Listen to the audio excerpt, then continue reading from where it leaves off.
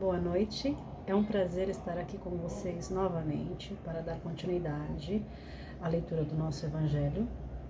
Hoje faremos a leitura do capítulo 4, itens 18 ao 23, os laços de família fortalecidos pela reencarnação e quebrados pela unicidade da existência. Os laços de família não são destruídos pela reencarnação, como pensam certas pessoas. Ao contrário, eles são fortalecidos e reapertados. É o princípio oposto que os destrói. Os espíritos foram no espaço, grupos ou famílias unidos pela afeição, pela simpatia e semelhança das inclinações. Esses espíritos, felizes por estarem juntos, se procuram, a reencarnação não os separa senão momentaneamente, porque depois da sua reentrada na erraticidade, se reencontram com amigos ao retorno de uma viagem. Frequentemente mesmo, eles se seguem na encarnação, onde se reúnem numa mesma família ou num mesmo círculo, trabalhando em conjunto para seu mútuo adiantamento. Se uns estão encarnados e outros não o estejam, por isso não estão menos unidos pelo pensamento. Os que estão livres velam sobre os que estão cativos. Os mais avançados procuram fazer progredir os retardatários. Depois de cada existência, deram um passo no caminho da perfeição, cada vez menos ligados à matéria. Sua afeição é mais viva pelo fato mesmo de ser mais depurada. Não é perturbada mais pelo egoísmo, nem pelas nuvens das paixões. Eles podem sim assim percorrer um número ilimitado de existências corpóreas, sem que nenhum atentado sofra sob a sua mútua afeição. Entende-se bem que se trata aqui da afeição real, de alma, a única que sobrevive à destruição do corpo. Porque os seres que não se unem neste mundo, senão pelos sentidos, não têm nenhum motivo para se procurarem no mundo dos espíritos. Se não tem nenhum motivo para se procurarem no mundo dos espíritos, não há de duráveis senão as afeições espirituais. As afeições carnais se extinguem com a causa que as fez nascer. Ora, essa causa não existe mais no mundo espiritual. Enquanto que a alma existe sempre. Quando as pessoas, unidas pelo único móvel do interesse, elas não são realmente nada uma para a outra. A morte as separa sobre a terra e no céu. A união e a afeição que existe entre os parentes são indícios da simpatia anterior que os aproximou. Também se diz, falando de uma pessoa cujo caráter, gostos e inclinações não têm nenhuma semelhança com os dos seus parentes, que ela não é da família. E dizendo isso, se enuncia maior verdade do que se crê. Deus permite nas famílias essas encarnações de espíritos antipáticos ou estranhos, com o duplo objetivo de servir de prova para alguns e de meio de adiantamento para outros. Depois, os maus se melhoram pouco a pouco ao contato com os bons e pelo cuidado que dele recebem, seu caráter se abranda, seus costumes se depuram e suas antipatias se apagam. É assim que se estabelece a fusão entre as diferentes categorias de espíritos, como ela se estabelece sobre a terra entre as raças e os povos. O temor do aumento indefinido da parentela em consequência da reencarnação é um temor egoísta. A prova não se sentir um amor bastante amplo para transportá-lo sobre um grande número de pessoas. Um pai que tem vários filhos ama-os, pois menos que tivesse apenas um, mas que os egoístas se tranquilizem. Esse temor não tem fundamento. De fato, um homem pode ter tido 10 reencarnações. Não se segue que ele reencontrará no mundo dos espíritos 10 pais, 10 mães, 10 mulheres e um número proporcional de filhos e de novos parentes. Ele aí não reencontrará senão os mesmos objetos das suas afeições, que lhe foram ligados sobre a terra, sob os títulos diferentes, ou talvez pelo mesmo título. Vejamos agora as consequências da doutrina da não reencarnação. Essa doutrina anula necessariamente a pré-existência da alma. As almas sendo criadas ao mesmo tempo que o corpo, não existe entre elas nenhum laço anterior. são completamente estranhas umas às outras. O pai é estranho ao seu filho, a filiação das famílias se encontra assim reduzida unicamente à filiação corporal, sem nenhum laço espiritual. Não há, pois, nenhum motivo para se glorificar de ter tido por ancestrais tais ou tais personagens ilustres. Com a reencarnação, ancestrais e descendentes podem ter se conhecido, ter vivido juntos, se amado, se reencontrarem, reunidos mais tarde, para reapertar seus laços simpáticos. Isso quanto ao passado. Quanto ao futuro, segundo um dos dogmas fundamentais que decorrem da não reencarnação, o destino das almas é irrevogavelmente fixado depois de uma única existência. A fixação definitiva do destino implica a cessação de todo o progresso, pois se há algum progresso, não há mais destino definitivo. Segundo tem um bem ou mal vivido. Elas vão imediatamente para a morada dos bens-aventurados ou para o inferno eterno. São, assim, imediatamente separadas para sempre e sem esperança de jamais se reaproximarem.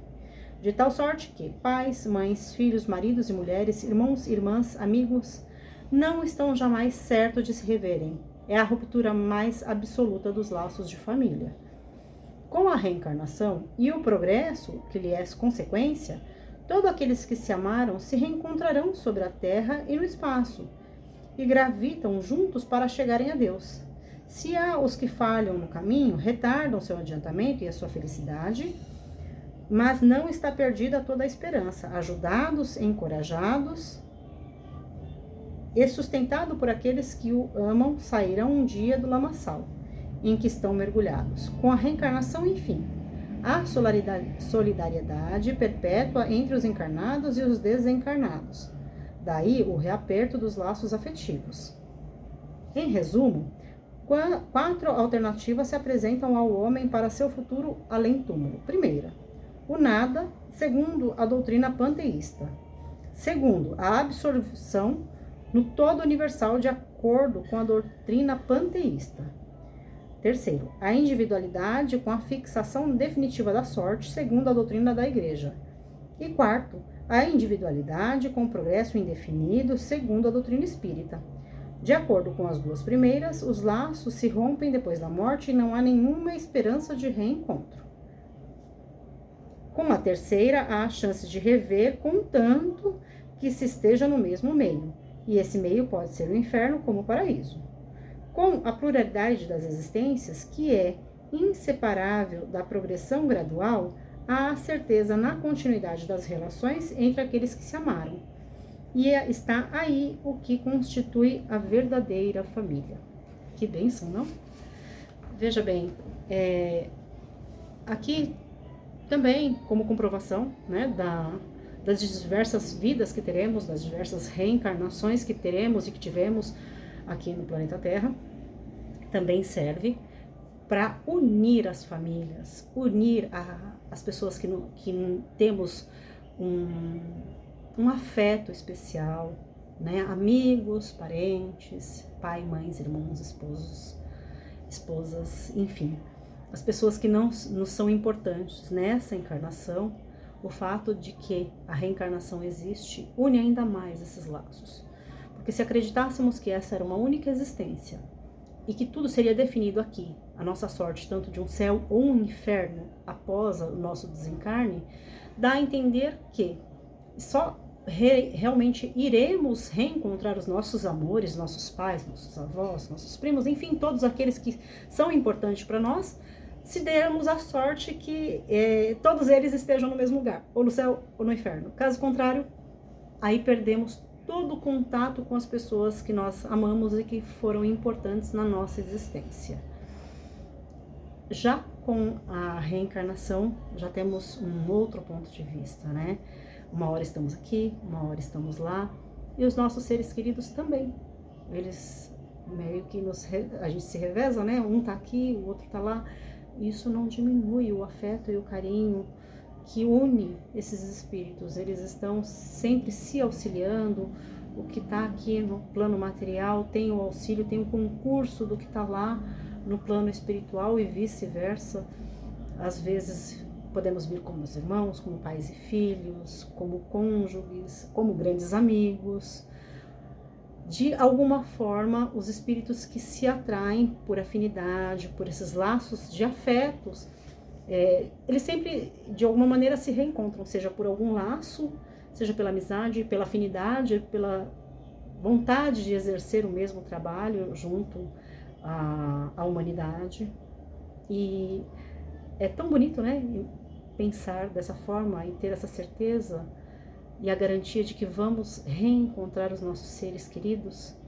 É tão melhor e tão mais fácil de acreditar que o nosso Deus, como alguém perfeito e benevolente, como um Pai amoroso, vai nos dar a chance de reencontrar os nossos amores muitas e muitas vezes, do que a ideia de imaginar que as pessoas que nós amamos poderemos ou não reencontrá-los.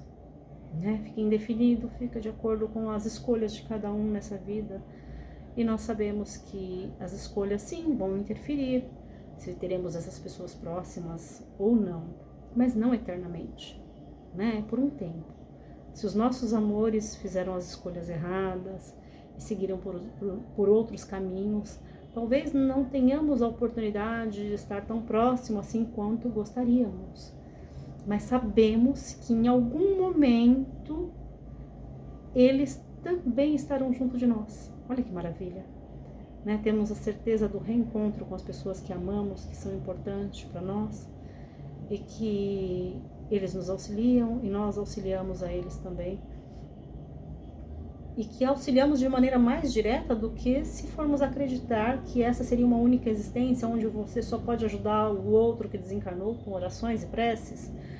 Apesar de que, se você imaginar que essa vida define todo o seu caminho, se você perdeu alguém muito especial para você, uma pessoa que você amava muito, e essa pessoa estava cometendo erros, nesse período, se subentende que essa pessoa foi para o inferno, e se você está seguindo um bom caminho, você não vai encontrá-la nunca mais. Triste imaginar essa separação e essa questão tão definitiva, por toda uma eternidade, já definido em uma única vida. E sabemos que não é assim que acontece. Nosso Deus, Ele é um Pai amoroso, está sempre pronto para nos dar novas e novas oportunidades. Se nós, como seres humanos, cheios de falhas e defeitos, estamos sempre dispostos a dar novas oportunidades para os nossos filhos, quem dirá Deus, que é pura perfeição, que é a bondade personificada. Se nós, cheios de falhas, mágoas, rancores, enfim, somos capazes, quem dirá o nosso Deus, nosso Criador? Essa bondade e esse amor está muito além do que nós podemos imaginar. Sempre teremos novas oportunidades. É importante aproveitar cada uma, mas nós não teremos a nossa existência, a nossa eternidade definida em um único momento, por um único erro. Graças a Deus que é assim. Muito obrigada pela presença de cada um de vocês e gostaria também de saber o ponto de vista e a opinião de vocês também. Fiquem todos com Deus.